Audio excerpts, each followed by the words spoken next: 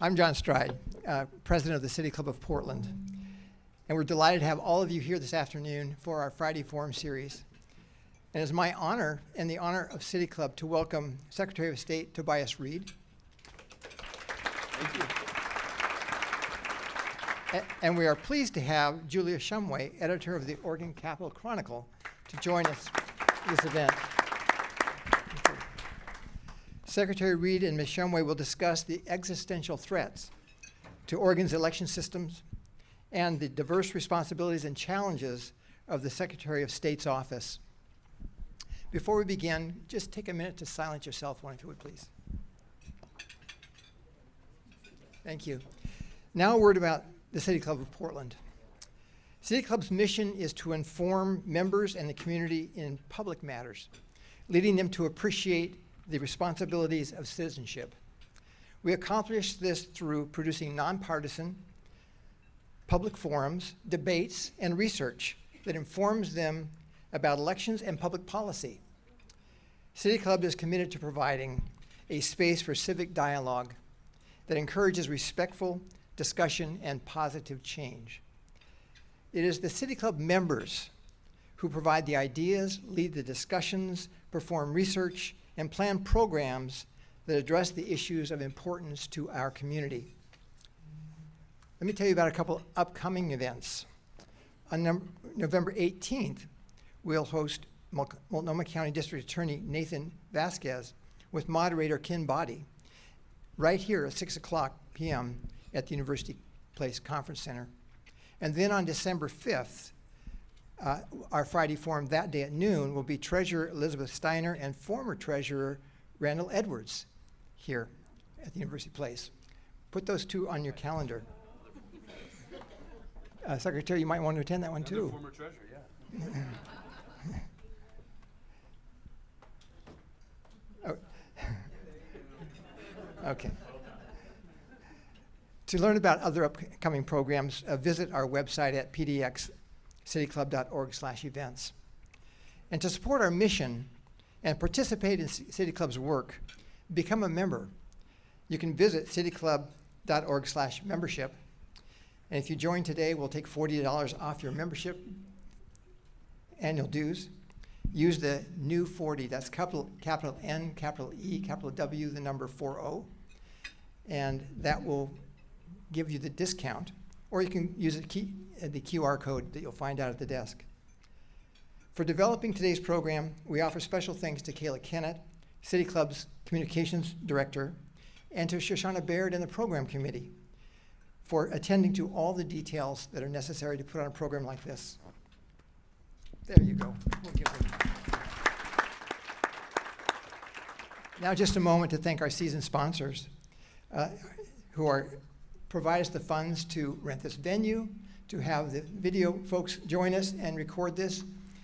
And those are AARP Oregon, Chevron, Fight Against Sex Trafficking, and the Don Sterling Fund at the Oregon Community Foundation.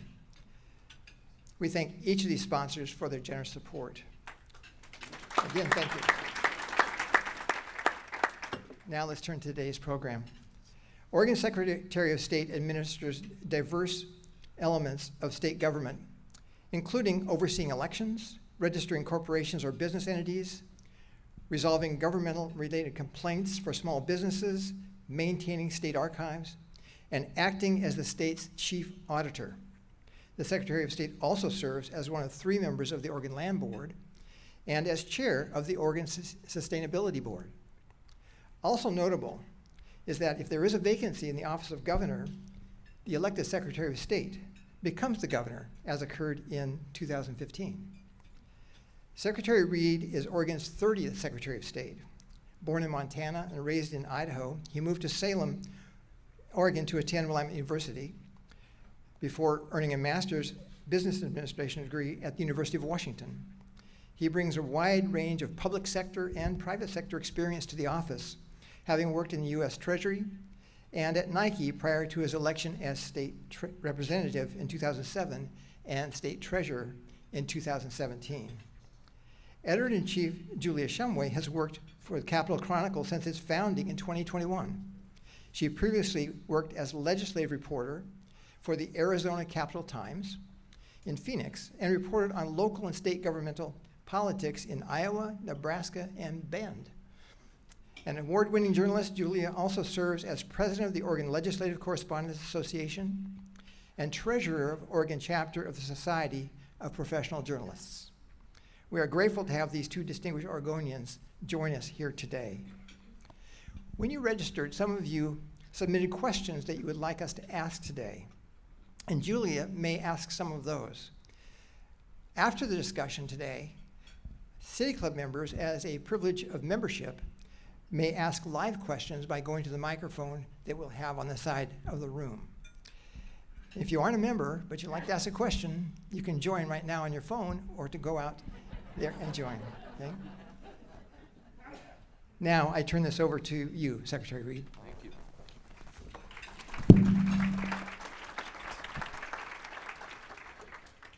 I'm expecting that everyone is going to be using their phones and starting in line right away for the questions, and I'm looking forward to those very much. Well, first things first, I came to say thank you. I came to say thank you for being here and for caring. Oregon is a stronger place when more people pay attention, when we show up for each other, for our communities, and that is obviously what keeps our state alive and vibrant. And I have to tell you, I walk into a room like this and I feel a lot of inspiration and hope, because Oregon's future, the one that my kids are going to inherit, the one that your kids and grandkids are going to inherit, are not written in Washington, D.C. They're not even written in Salem. They are written in rooms like this by people who refuse to let apathy take hold or to be overwhelmed. So I'm here to say thank you, because you all are the ones who are going to move our state forward.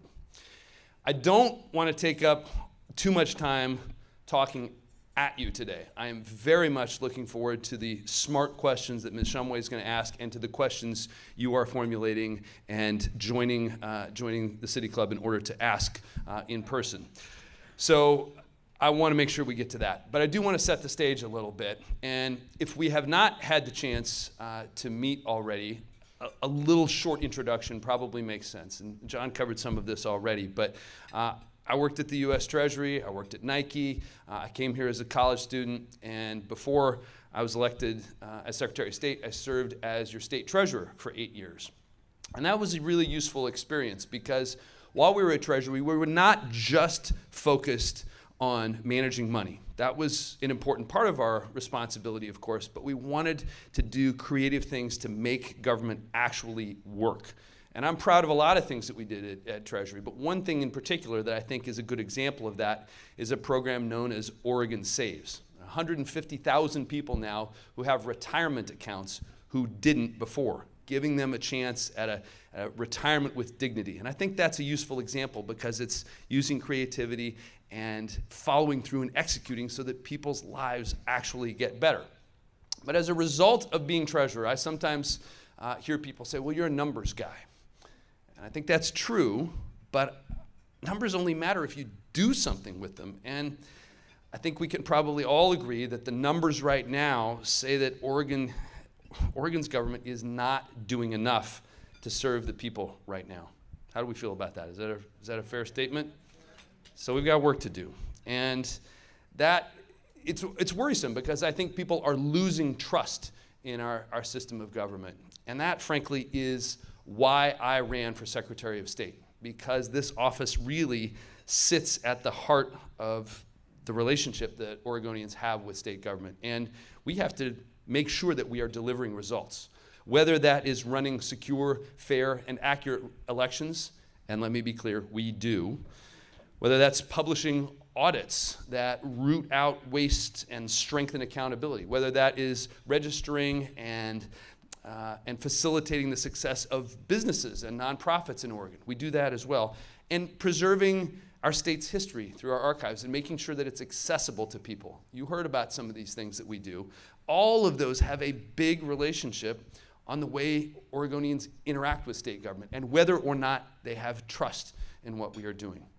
But my philosophy, I think, can be summed up with three pretty simple words. I want to make sure that we are doing all this work with integrity, with accountability, and with competence. Those are easy words to say, so I want to tell you what I mean. Integrity means no special deals and no shortcuts, no matter who you are or who you know. Accountability means honesty. We're going to tell the truth even when it's uncomfortable. We're going to make mistakes, but we'll own them. We'll tell you about them. We'll tell you what we're doing to avoid them and how we're getting better.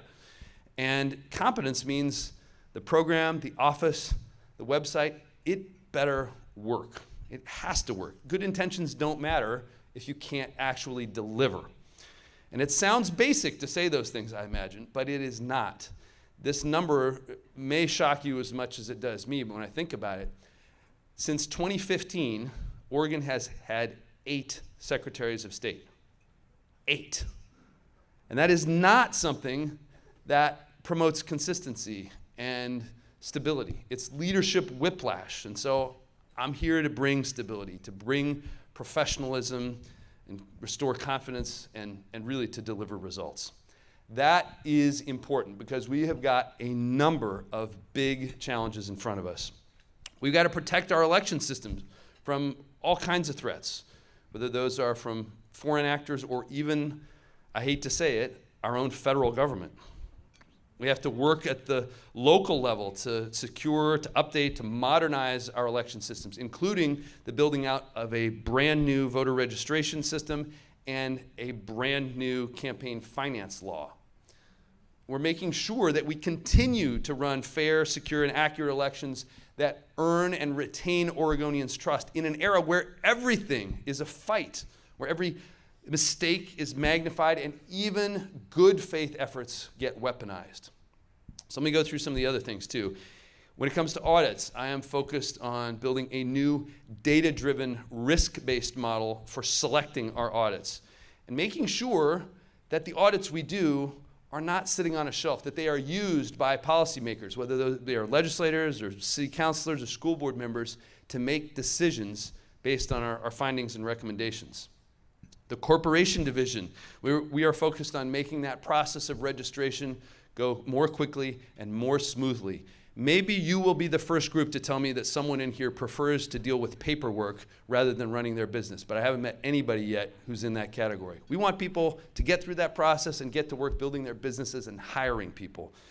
We have also an Office of Small Business Assistance as part of that corporation division that can help identify barriers and receive and resolve complaints when Oregonians run into that kind of bureaucratic mess or barriers.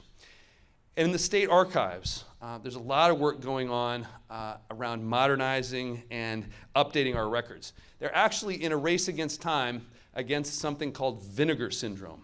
And if we run out of questions with Ms. Shumway or with you, we can talk more about what that actually means. But it's kind of a scary thing. All of this happens not only in a tough political environment, but in a tough budget environment, thanks in part to federal tax breaks for billionaires and chaotic tariffs that are making our economy something more than a little bit volatile. But I have never, ever been afraid of hard work, and I'm ready to roll up my sleeves and get the job done. And we have a number of great leaders in our office who are going to help me do it. It really is our responsibility to make sure that we are delivering a government that works for people. And before I wrap up and get to the questions, I do want to make a comment on one of the toughest challenges that I think is facing our state at this moment. Not far from here, there is a single city block in Portland that has become a political talking point for a lot of people, many of whom have never set foot in this city or in this state. And it saddens me that the president and his pundits are using protests against their own inhumane and illegal policies as an excuse to deploy military forces against a peaceful American city. We have to be clear. None of us asked for this. None of us need it. It is an abuse of our National Guard. It threatens the progress that we have made downtown, and it's happening because one man is so insecure that he mistakes the citizens that he was elected to serve for enemies. I know a lot of people are angry, and I am too. I'm frustrated, but I want to remind all of you that there's something really fundamental for all of us to do in this situation. It's a 4-letter word. We vote. It is not a small thing. It is the cornerstone of who we are as a country, because in America, the government answers to the people, not the other way around. Our founders did not fight a revolution for our people to serve more kings and strongmen. They fought for a republic where power comes from us, the people. And every ballot cast is a declaration of that freedom. Every vote says this is our country, and we will determine its future. So no matter what happens with the deployment of troops in Portland, I know that our state is going to keep standing up for the rule of law, for the Constitution, and for our rights as Americans. And I know we're going to keep showing the world. We're going to keep showing the world that Portland is a beautiful city where we're all just trying to live our lives in peace. My ask to all of you is to remember that the most powerful thing we can do in this moment and the months to come is to vote. Thanks for listening. I'm looking forward to the conversation we're going to have.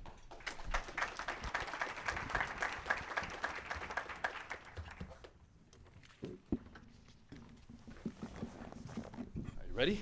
All right. All right. Thank you, Mr. Secretary, for those opening comments. I'd like to continue establishing. We might not have it on. Let's see. Okay.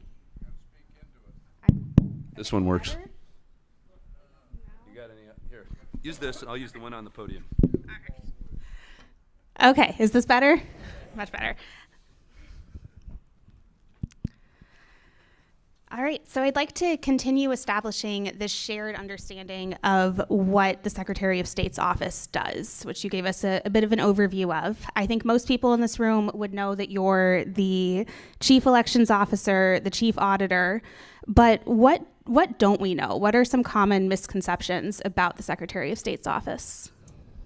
What an interesting question. I think I would start with the fact that while the technical definition you gave is right, I'm the Chief Elections Officer, it's not that we are doing the elections in the Secretary of State's office. And this gives me a chance to talk about one of the most fun aspects of my first months in office. We made a commitment early on that we were going to go visit every one of the county clerks in their offices in their counties. This is the City Club. So how many counties in Oregon? 36. Look at that. I've never been in a room with so many people who answered it instantly. That's exactly right. So I'm proud to say that we have now been to 35 county clerks. We're going to get to Lake County next month. We were on our way there, and the weather didn't cooperate, and so we'll get there in the next few weeks. But every one of those county clerks, these are the heroes of democracy. And maybe this is an answer to your misconception question. We view them as our partners and our customers. We want to make sure that they have the resources they need and that people understand the challenges of their job. These are the folks who tally ballots, who maintain voter rolls. And there are a lot of things to talk about them, but they are succeeding with nothing more than duct tape and determination in a lot of cases. There's one clerk I remember in particular, it's a commentary on where we are. She was proud of the fact that she had gathered the funding to install bulletproof glass in her office. That's enough to pause. That's bad enough. But then in the very next breath, she sighs and looks up and says, but there is a gap between the top of the bulletproof glass and the ceiling where someone could throw an incendiary. These are not abstract things. These are offices that have received white powder letters and very serious threats. So I think there's a misconception about our specific responsibility. We are also partners and supporters and allies with the county clerks around the state, and people should not forget that. Yeah, and continuing on the subject of these meetings you've had around the state with county clerks, I vote in Marion County. I think many of the people in this room vote in Multnomah or Clackamas or Washington. We're all in pretty large urban counties with large teams and a lot of resources. How does that look different in the other areas that you visited? Very different. You're right. The large counties that you mentioned are relatively advantaged in terms of their capacity, both human and physical and technologically. I've visited a lot of county clerk's offices that are in the corner of an antique, maybe a nice way of saying it, courthouse with single pane windows and one entry exit, and maybe they have to take ballots across multiple floors, in one case down the street from an annex. These are all things that county clerks are working to have the resources. They have different kinds of relationships with their county commissions too, where their budgets often come from. It's a widely varied state and a widely varied set of circumstances, and that's part of the case that we have to make to the legislature that they are worth investing in. You're going to have a program with a couple of treasurers. I'm a former treasurer, as you know, so I'm telling you that's a good investment in our democracy to make sure those clerks have what they need. All right, continuing on with elections, the Trump administration recently requested voter data for all Oregonians, including some really personal data, things like our full names, our dates of birth, social security numbers, driver's license numbers. And you were very firm in saying no and telling the Trump administration that you don't trust them in the best circumstances to protect our personal data from leaks, and that at the worst, you fear that they will use that data to violate Oregonians' rights. Why have you taken the position that you did when some of your colleagues around the country have been more willing to provide this kind of data? Well, first I want to compliment you on your diplomatic description, both of my actions and of the president's actions. It wasn't that they requested, they demanded, I would say, and it came in kind of a funny sequence. You can imagine how this narrative went. So we first got an email from them asking for you can detect the sarcasm as I describe this, a conversation about a partnership and looking for anomalies and conduct and so on. And we said, no thanks, not interested in that for a lot of the reasons you articulated. We don't trust you, you don't have all of that sort of stuff. And then we got a different letter, which was less a request than a demand, and you're totally right. It asked for a lot of personal information that they do not have the authority to possess. It's dates of birth, it's driver's license numbers, it's partial social security numbers, those sorts of things. And before I said no to that, I reminded them they are entitled to the same public information that any other Oregonian is. If they would like to fill out the form and pay the $500, we'll gladly send them that public information. We didn't hear anything after that. What we did hear eventually was a lawsuit. And until earlier this week, I said that I am looking forward to making the case to protect your privacy in court, pause, when the shutdown ends. Now I can adjust that because the judge in Eugene, I think, got frustrated and denied the U.S. Department of Justice's request to delay that case. So we're going to get to make that case much sooner than I thought.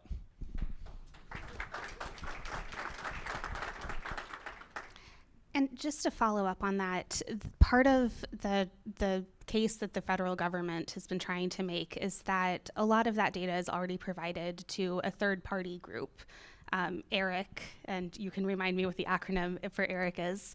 But can you explain what makes it different if you're giving encrypted data to a group to try to check and confirm whether there are duplicate registrations or people who maybe moved and didn't tell election officers versus handing all of that information over to the federal government? Yeah, so ERIC is a system that multiple states participate in to make sure that if a person leaves one state and moves to another, that duplicate record is discovered and dealt with. And the mechanism that system uses is encrypted. So it says, here's a record, we can put all these in, compare them blindly, but it does not mean that anyone gets to see the individual identifiable data. And that's, as you said already, not only does the federal government not have the authority to possess this information, it's the state's responsibility, but we don't trust them what they will do with it and how they will use it. So it's not accurate to say that we are giving this information to a third party. We have a mechanism to make sure that it is not duplicated across states and jurisdictions, but that is protected in a very serious way in that process. All right. Continuing with another aspect of Oregon's elections where we differ from the current federal government, Oregonians have voted by mail for a quarter century, and many residents are really proud of that legacy. We saw earlier this year when the legislature considered a bill that would have repealed it, the backlash to that legislation was so strong that it broke the legislature's website for a few hours. That's something to be proud of, I think. But despite the strong feelings many Oregonians might have in favor of voting by mail, we're seeing threats from the Trump administration with an executive order that the president signed earlier this year, and from a group that is trying to collect signatures to refer this to the ballot. What steps are you taking as Secretary of State to protect this method that Oregon uses to vote? Well, I appreciate, this may sound sort of counterintuitive, I appreciate the fact, even though I disagree with it vehemently, the folks who are trying to gather signatures.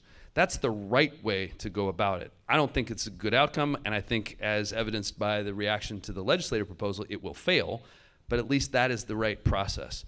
The Constitution, the President swore an oath to uphold the Constitution. I feel like he has forgotten Article 1, Section 4, which says very clearly that the time, I'm paraphrasing slightly, the time, place, and manner of choosing senators and representatives, the elections thereof, will be chosen by the legislatures. Notice there is nothing in it about president. Congress has the ability to interact with election systems, but they do that through laws, not through executive orders. The president does not have that power. And when he did issue an executive order on some other aspects of election law, we took him to court. That case is still pending. There's a reason, I think, that that he is pursuing this, and I do compliment the president for explaining where he got this idea about vote by mail. You may remember this. This feels like it was about 8 years ago. It was probably about a month ago. This time seems to pass in a different pace here. He said on television in an interview, he got this idea from Vladimir Putin. So let's pause for a moment and think about the fact that our president is now taking election advice from the president of Russia, a president of Russia who may have some expertise in rigging elections. It doesn't comport. He does not have that authority. We are proud of our system in Oregon because it works. We deliver high turnout. We deliver low cost. We deliver security. We make sure that you don't sacrifice your ability to vote, a fundamental American right, because you're busy or because you can't afford it. Think about people who are working hourly jobs, who have kids. They shouldn't have to give up income. They shouldn't have to have the cost of healthcare. They shouldn't have to drive somewhere and stand in line to exercise this fundamental American right. Everywhere else in the economy, everything we interact with is heading towards more convenience. Why in the world would we take something that is the gold standard for holding politicians and government accountable and make that less convenient and more difficult? We are stronger when more people participate, and I think that's why people really love our system.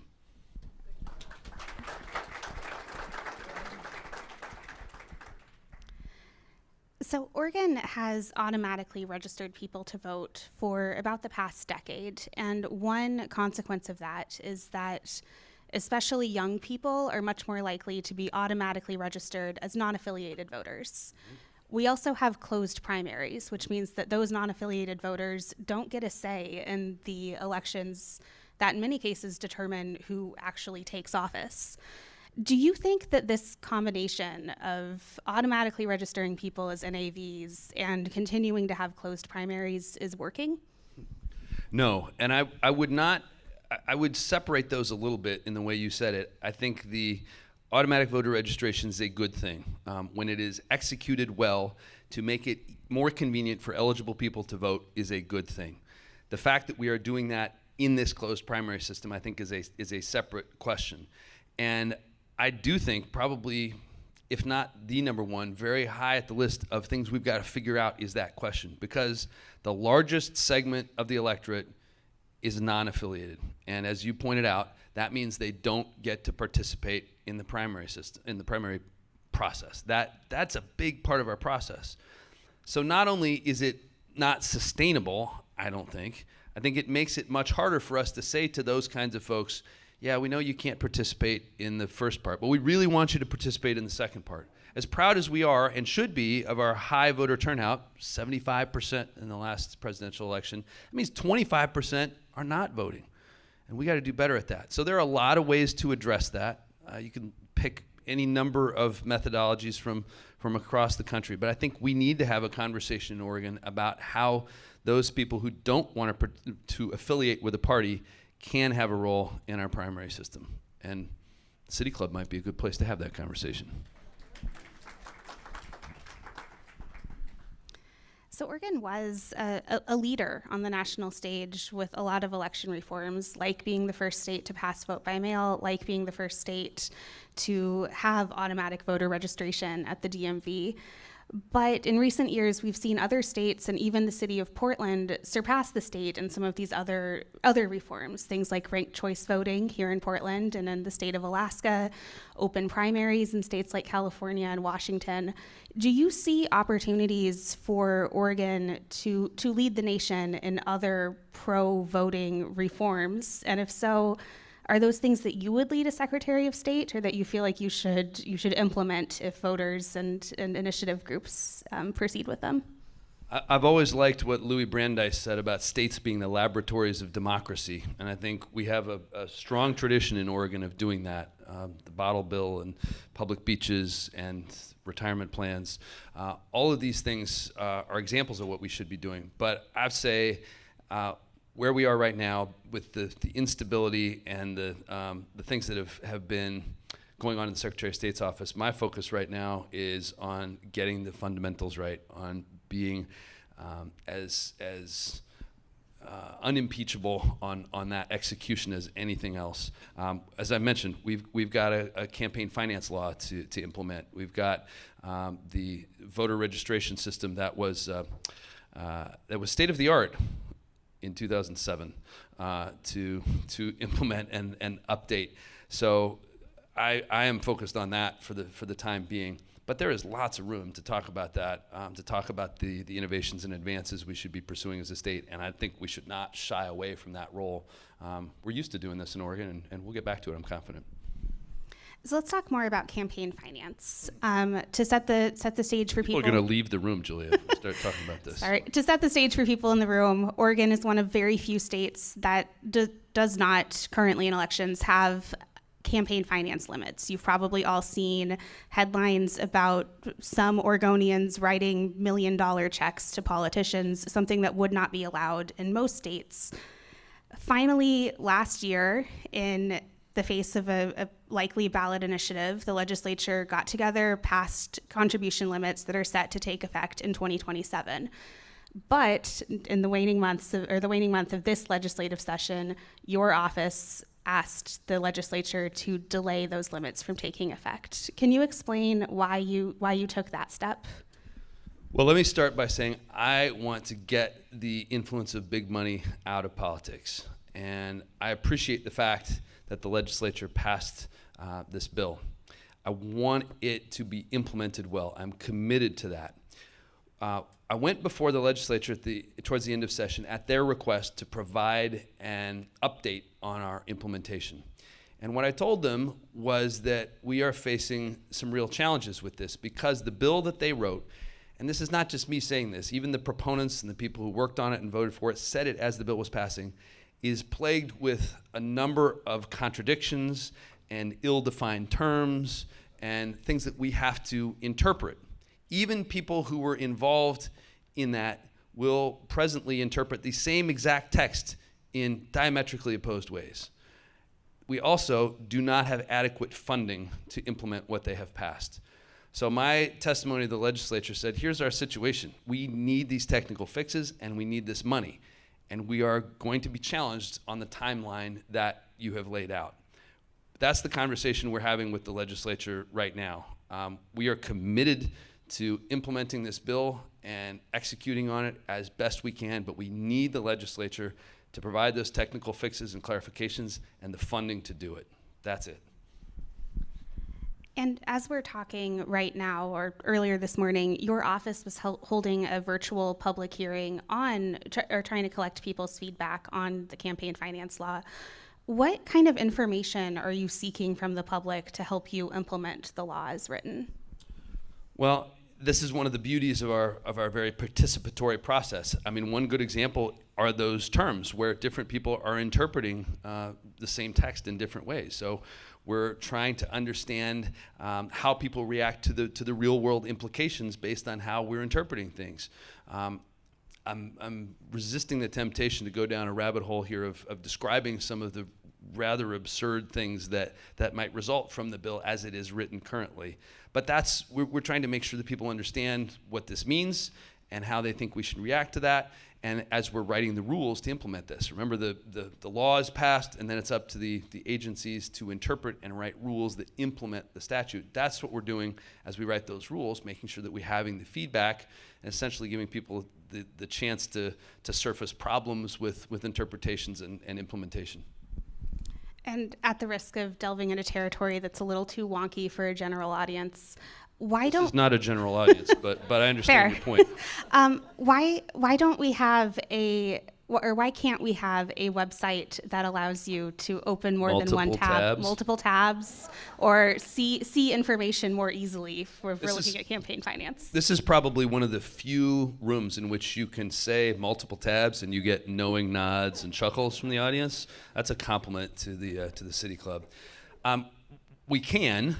But like most things that are related to technology, it takes time and it takes money, and we don't have those currently. So as I said, we are absolutely committed to implementing and executing on this legislation. We got to have the time and the money to do that well. So let's talk. Let's delve into audits. For recognizing this is not necessarily the general public, but some people watching online might very well be. What is the value of an audit, and how is what your office does different than what people might picture when they think of, say, the IRS auditing your taxes? This is one of the things that I'm really excited about in our office, because audits are really an opportunity to narrow the gap between good intentions we all share and the execution that needs to measure up to those good intentions. The audits that our office does really come in two flavors. There are financial audits, with which lots of people are familiar. These are really verifications that the numbers are accurate and they're fairly presented. Those mostly happen on a regular rotation. They are generally scheduled and there's less discretion in those. The other flavor is performance audits, which are much more about whether an agency is operating efficiently, whether a program that the legislature designed is effective. And there is quite a bit more discretion in how those happen. So I think it is a very safe statement to say there's a lot more supply, a lot more opportunity to audit things that should be audited than we have capacity. Every time I talk to someone, they have an idea for an audit, and they're probably all meritorious, but we don't have the capacity to do all of them. So we are focused on building a simple and an objective way of choosing where we deploy that audit capacity. So we've chosen to focus that on risk. Where is there risk? These are thematically, it's stuff like where are we spending a lot of money and not getting the results that we want? Where do we have a history of bad performance? Where are we vulnerable to big disruptions, whether it's a natural disaster or a policy disaster? And finally, where are the lives of Oregonians really at stake? We have translated that into quantitative measures that can serve as indicators. And we put that data in. We're going to get an output of saying these are the agencies, the areas that we believe to be most risky, and we'll use that to target our capacity. But as I mentioned earlier, even if we do a flawless job at selecting audits and conduct fantastic audits, that's only part of the equation. And that's where we're going to need your help. Because once we have these recommendations, we don't have the authority to enforce anything. We don't get to go and direct a department to do something as a result of our findings. That's the legislature. That's a school board or a city council. And we want to make sure we are shining a light on those findings. And we need your help to say to our elected representatives, this matters, and we want you to take this into account as you're making decisions on budgets and on policies. So I think it has great potential to improve the effectiveness of government, and that's something I hope you're as excited about as I am. And continuing with audits, you have a long history in state government. You were majority leader of the legislature, you were majority whip. As state treasurer, you've been involved in either creating through the legislature some of the programs that your office might end up auditing, or leading on this as treasurer. And you are also part of the same party that most of Oregon state government has been, with the exception of Dennis Richardson as Secretary of State for a few years. How do you ensure that politics and maybe personal loyalties don't play into the determinations that your audits division makes? It's a very reasonable question, and one I take really seriously. That's why I'm so focused on the mechanism by which we will select these audits, so that it is not based on personal preferences or anecdotes or those sorts of things. Undoubtedly, people will have critiques of the methodology, and that's fine. I'm sure we will evolve and refine that methodology over time, but we want to focus it on that, not on discretionary sorts of decisions. And that's the extent of my involvement at that point. Then the selection happens, the audit is executed. I'm not involved in that. My job will be to point at those audits and represent it to the legislature and other decision makers, but I am out of that. It's a little bit like my role as treasurer. I did not make individual investment decisions. I helped open the door and let people make presentations and pitches to our investment professionals, and I could react to the process and ask questions and those sorts of things. But as the auditor, I have great confidence in our professionals and their objectivity. So let's talk some about your approach to this job. While you were campaigning, and again, while you were talking to us today, you talked about how you want to bring stability to this office that has had more secretaries of state in the last decade than most states have had in the last 20 years. So you are almost a year into the term now. How is that approach and the attempt to bring stability, how is that going? I feel good about it. I feel like it is, if I was asked to give myself a grade, so I have a daughter who's a junior in high school, and we got her progress reports this week, and we got some grades. I don't know if I would give myself a letter grade as much as I would give myself an incomplete, but if their comments, shows potential, encouraging progress, things like that might be what I would include, because I feel really good about the team we have in place. I feel really good about the processes that we're enabling and enacting and requiring. It's attention to detail, it's rigor, it's process. It is less ad hoc reactive stuff. We're planning ahead. We're thinking about what things could go wrong. How are we going to respond to those kinds of things? Even when we can't control what's going to happen, we're getting prepared for what might happen. So I feel really good about that. I feel like we are stepping away from the sort of chaotic nature that has in some cases been characteristic of the federal government these days, and I feel good about our progress. So in 2022, while you were still treasurer with 2 years left in your term, you ran to be governor. 2 years later, you ran as Secretary of State. You were reported to be considering a possible run for U.S. Senate when Senator Merkley was considering retiring. How are you juggling this very important job that voters elected you to do with your own political goals? Look, the fastest way to become an ex-politician is to focus on a job you don't have. And there is more than enough for me and for everybody I have the privilege of working with to work on right now in this moment. I think if people were unsure about why the secretaries of state mattered in years past, they're not under any illusion about that, especially in this room now. We have plenty to do. Even if we had come into an office that was marked by stability and productivity prior to our arrival, we would have plenty to do. We weren't. We have a lot to repair, a lot to improve, and a lot to deal with on the incoming front. So that is my full attention. My every waking thought is about how do we do this job and protect the system of elections we have in Oregon? How do we hold government accountable? How do we do our job and contribute to the effectiveness of Oregon government? I feel like our biggest danger right now is people feeling that cynicism, giving in to skepticism, disengaging. That's when things get really scary. And I don't have to convince anybody in this room of that. but we've all got a role to play in making sure that government is accountable and effective and that we're inviting people in. So that's all I'm focused on. And it has been a major goal for you and for prior secretaries of state and election officials around the country to try to improve confidence in our election system. It doesn't seem like, despite all the best efforts people have been putting into this for the last 4 years, that much has changed. We still have a sizable minority, very vocal minority of people who do not trust our elections. What are you doing to try to convince people that Oregon is running fair, accurate, free elections? We're trying to show people in ways they can see and feel and touch, and all of you have a role in this as well.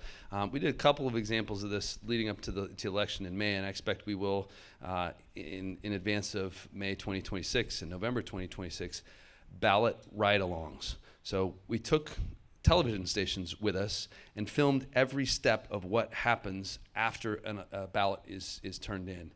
It's a little bit like in a legislative campaign where people knock on doors. It's slower, but it's really durable. People remember when a candidate knocks on their door. Am I right? Some of you have had that experience. You remember who showed up and the conversation you had with them. People remember if they've gone to a clerk's office and seen the process, seen all the controls and all the security and all the double checks that go into that process. We want to make sure that that's more available for people. So we'll do more of that with media. All of you can go visit your county clerks. Tim Scott would be glad to have you, probably not all in one group, but you can see what happens, and then you will be that credible person. No one believes anything any more than someone they trust. So when you encounter someone who says it doesn't work or it can't be trusted, you can talk about how every ballot has a barcode on it, only one ballot to one person, how the signatures are verified forensically, how ballots and envelopes are separated so there is complete anonymity to the ballot, how those ballots are reviewed by multi-partisan election boards. And I say multi-partisan because it sometimes can be 3 parties, but no boards with only one party. How even Dennis Richardson, we talked about him a moment ago, said it really well. You can't hack paper ballots. We can audit these things after the fact. So all of us in this room and anyone else outside of this room who is well equipped can be that person to talk to skeptical people, engage them, ask them, understand their concerns, and help to address them in a way that encourages that confidence and participation. I think we are making progress, not as fast as I would like, but I think we're on the right track. So one high-profile blemish before you took office was the revelation that data errors at the DMV led to hundreds of people being registered to vote who should not have been, and a few dozen of those people were confirmed to have returned ballot envelopes. Your office and the Department of Justice recently confirmed that you're not moving forward with criminal charges against any of these people who voted after being errantly registered. Can you explain how you came to that decision and what you've been doing to make sure that a mistake like that doesn't happen again? Yeah, we appreciate the feedback that we got from the Department of Justice. This is an example. When we came into office, we were told by our predecessors that they had referred some of these cases to the Department of Justice. We found subsequently that they had not, so we needed to take care of that. And we have learned, in fact, even before we heard from the Department of Justice, we have definitely changed some of our procedures. So I think we have addressed the issues that they identified. As it relates to automatic voter registration, the issues that were surfaced were the result of poor execution. It's worth saying this was not anything that individual people did. It's what government did wrong. And the proof of the effectiveness of what we've been doing since is contained in an external audit we received recently that does say the steps we have taken are already having an effect. These are things like the fact that we hired a person whose sole focus is to oversee that program, that matches a person who has been hired at the DMV to do the same thing. It's a matter of having control files precede the data that comes from the DMV, saying we're going to send you 1,762 records, and then we can see, did we get 1,762 records? It's a sampling process, so random sample goes back to the DMV on a periodic basis to say, check these again, a double check. There are things inside the DMV and their operations as well, which we are verifying a couple of weeks ago, maybe longer than that now. We had our first visit by a team of people from the Secretary of State's office, which included elections, election staff, IT staff, audit staff, and county clerks, to make sure that those things are happening at the DMV as they have been committed to. And all of these add up to what we perceive as a floor, not a ceiling. So we're continuing to make sure that we can identify those additional opportunities. So I think people can feel good about the direction we're headed. Great. We've got time for about 2 more questions. First, going to ask you to think back on your time as treasurer. Treasurer Steiner recently announced that Oregon needs to reduce the percentage of its retirement investments in private equity, which during your tenure increased from about 21% when you took office to about 28% when you were leaving. Do you stand by the decisions to increase Oregon's share of retirement investments in private equity? So I understand why this is an important question. There's so much that is riding on the decisions around the pension. For one, it's 400,000 people who devoted their careers to public service, who rely on those returns to buy groceries and pay rent. And for another, when returns don't match the needs, it means we have to put more tax dollars into the system, and they're less available to hire teachers and firefighters. But every Treasury administration faces a really difficult set of questions about how to maximize risk-adjusted returns over time. And if you have a crystal ball that's reliable, you could do really well. Unfortunately, we don't. We can only look backwards and say what happened. So in any moment, the treasurer, the investment council have to weigh those factors, and that's why as has been reported, I was asking questions about that during my time as treasurer. I'm confident that Treasurer Steiner and the investment council continue to ask those questions and make the right decisions or the right choices as they see it in the moment. And sometimes it's worth remembering too, the numbers move not as a result of an active choice, but as a result of where the markets are moving as well. But tough choices, I think the Treasurer Steiner and the Investment Council will continue to wrestle with those and keep their obligations in mind. All right, and my last question, which actually does come from a couple of City Club members here. What are your primary concerns about running a successful, fair, and accurate election in 2026? And how can the people in this room help with those efforts? That's a great question. I think the biggest thing right now is just people being confident and prepared to participate in all of their roles as voters, as advocates, as champions for people participating. Sometimes I get asked, are we going to have elections in 2026 and 2028? And I want to be really clear, we will. The United States has done a lot of things, but one thing we don't do in the United States is cancel elections. We don't do that. Think about the history of this country. We've had pandemics, we've had floods, we've had earthquakes, we've had fires, we've had wars. But what do we not do in the face of all that? We don't cancel elections. It doesn't happen. So make sure you're telling that to everyone. Talk about that. That's how we build the expectation. We build the resilience. Remember the line about Postal Service, sleet, snow, hail? I'm here to tell you the Postal Service has nothing on elections workers. Talk about that. All right, and we'll now move to questions from City Club members for about 10 minutes. Please line up in front of the microphone held by Shoshana Baird. And please respect the time of everyone who wants to ask questions. Keep your own under 30 seconds. And please begin with your name and confirm that you are a City Club member before you ask your question. Win Wakala, City Club member. Can you hear me? Yes. Okay, I was very happy. I got to work elections in 3 different counties.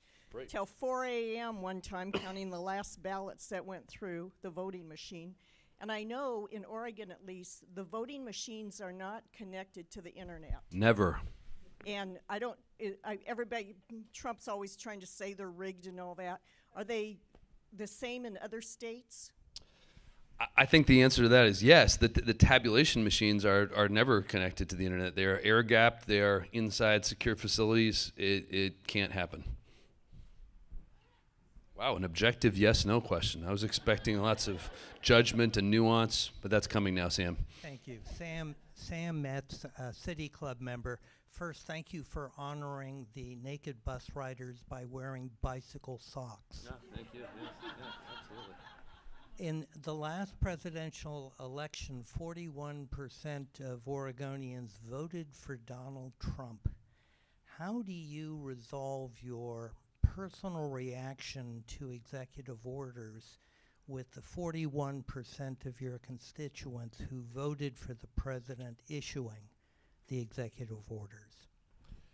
It's a good question. I have gotten very comfortable with the idea of being able to fill multiple roles at the same time. So yeah, I'm an Oregonian with opinions, whether or not I'm elected. Then I put my hat on as Secretary of State and say my obligation is to protect the right of those people to vote as they want, even if I don't agree with them. And I don't. I did not vote for President Trump. That's no secret. But that is separate from what the Constitution really says really clearly. All of us who watched the inauguration watched him swear to uphold and defend the Constitution. It says really clearly in Article 1, Section 4, that is not among his powers. He can talk about things. You probably all heard this acronym, though, TACO, Trump always chickens out. I think there's a reason we have not seen an executive order around vote by mail. There's a lot of talk about it, but as soon as it comes, I can tell you we will use every power in our possession, at our disposal, to defend the right of Oregonians to choose how we conduct our elections. Clay Kruger, city member. I'm wondering how you think resources should be divided between counties and state in terms of elections, considering that especially smaller counties, their income is much more volatile than the state. That's a good question. I don't even know if I would say it's more volatile. It's just less in lower and smaller counties. It's a smart observation that not many people are aware of. We ask a lot of county elections offices, and as a state, we don't contribute all that much. There's some limited grant dollars for equipment and that sort of thing, but mostly counties are on their own for conducting elections that are not their own elections.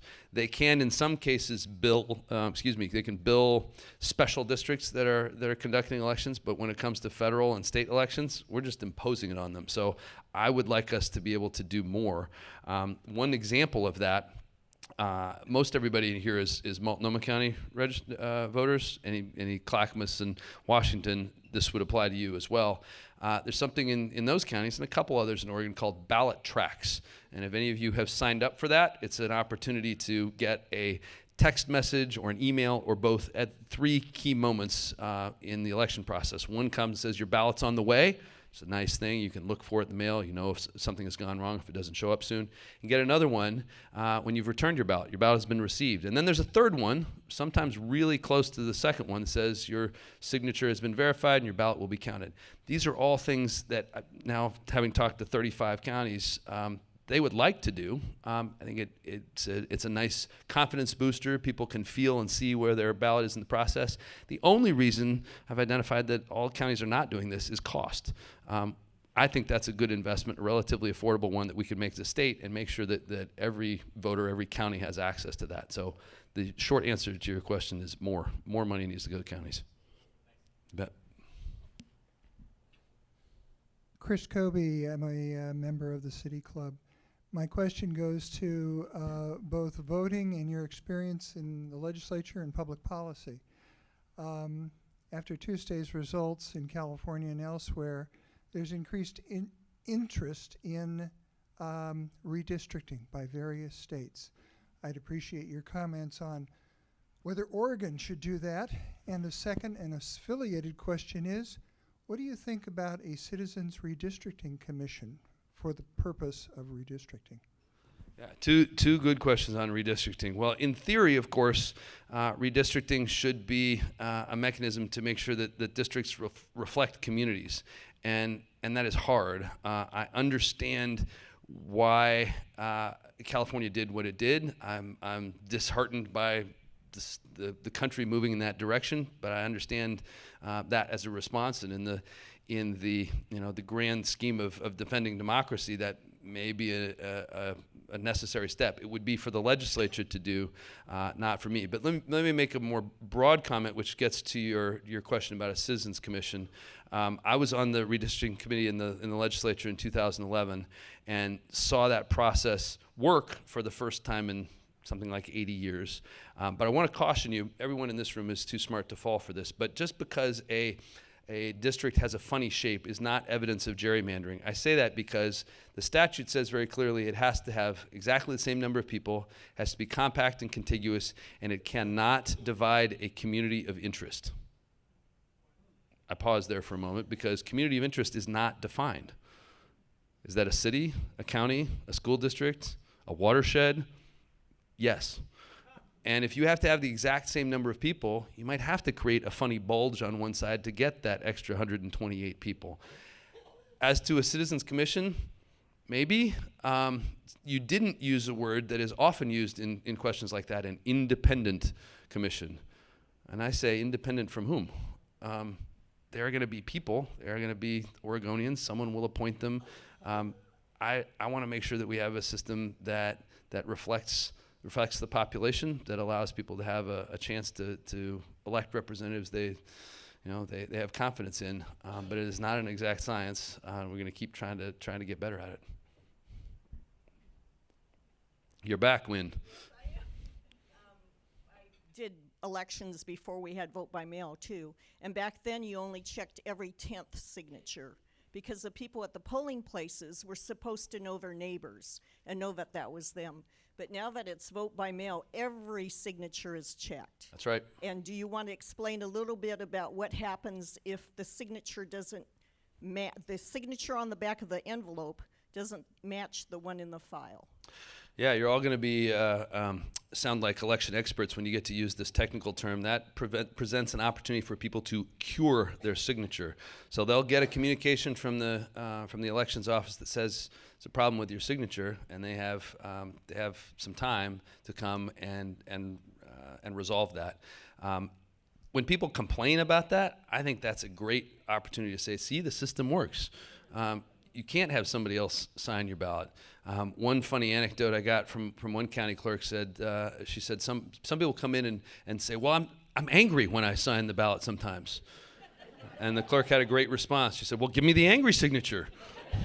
So your news you can use, your public service announcement, if you go to the DMV or you know someone else who's going to the DMV, encourage them, use a real signature on those pads. It's a little, it's a little funky with those dot matrix things, but do it right, because that's what county clerks use to match, and you will save everyone time.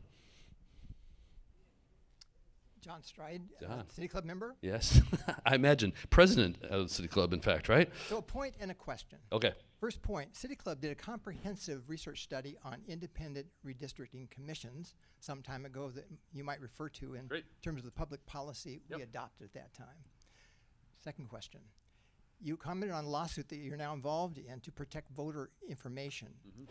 A few weeks ago, we had Attorney General Dan Rayfield here talking about how he was up to his neck in lawsuits against the Trump administration.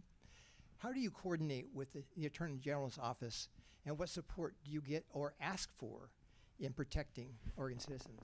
Yeah, the Department of Justice is our lawyer, so it is that kind of coordination, and we are talking frequently about strategy.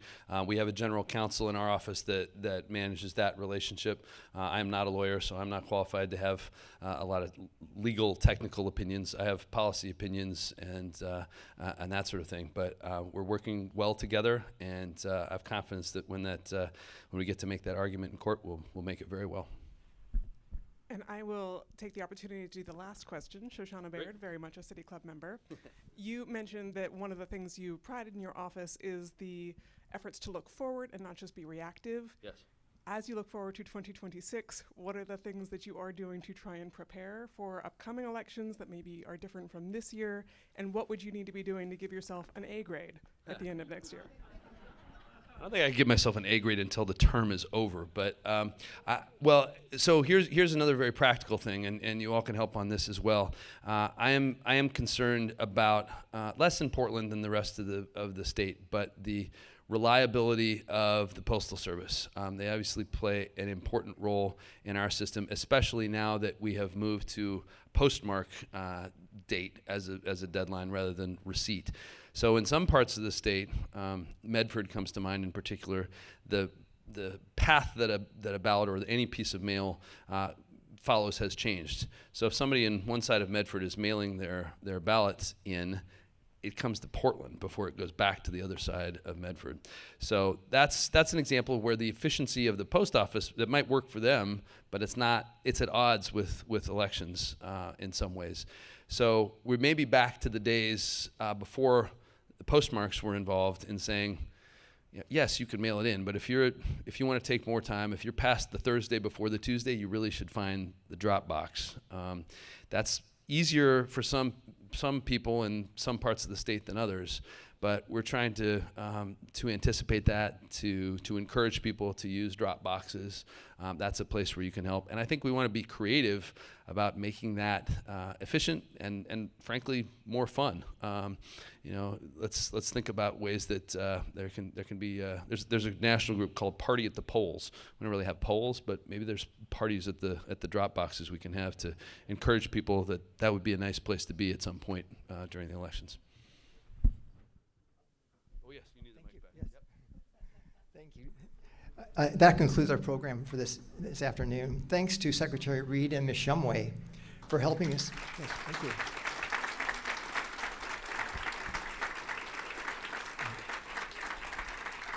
We are certainly all smarter and better informed by having you come join us today. We appreciate that. And one more shout out to our season sponsors, the AARP Oregon, Chevron, Fight Against Sex Trafficking, and the Don Sterling Fund at the Oregon Community Foundation. Now, if you want to become a member, go to cityclub.org/membership, and remember that $40 reduction in the fee, new 40. Okay, thank you all for being here. It's wonderful to be among a group of people that are so knowledgeable and committed to our community and to good public policy. Thank you.